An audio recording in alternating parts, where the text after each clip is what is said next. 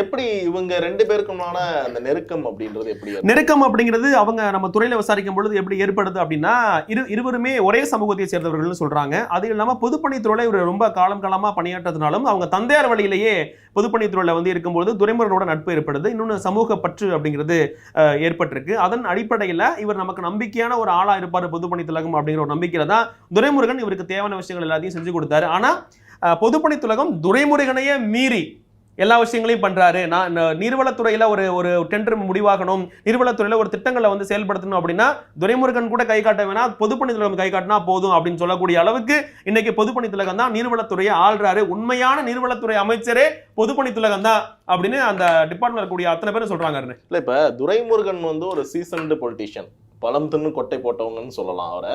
அப்படி இருக்கிறவர் வந்து ஒரு சின்ன பையன்னு சொல்றீங்க, ஒரு சூப்பர்டென்ட் கேடர்ல இருந்து டக்குன்னு ஜேசியா ப்ரமோட் ஆறாரு, அடுத்தது வந்து சீஃப் இன்ஜினியர் ஆறாரு அப்படின்னா ஏன் இந்த அளவு ஒரு நம்பிக்கை பொதுப்பணித்து மேல? இல்ல சின்ன பையன் சொல்ல முடியாது. இவரும் வந்து பொதுப்பணித்துறையில பழம் தின்று கொட்டை போட்ட ஒரு நபர் தான். இவர் வந்து அதாவது இப்பதான் ஜாயின் பண்ண ஒரு இன்ஜினியர் கிடையாது. இவரும் வந்து சீனியர் தான். ஆனா அவருடைய கேடர் அப்படிங்கிறது சூப்பர்டென்ட் ஆஃப் இன்ஜினியர்ல தான் இருக்காரு.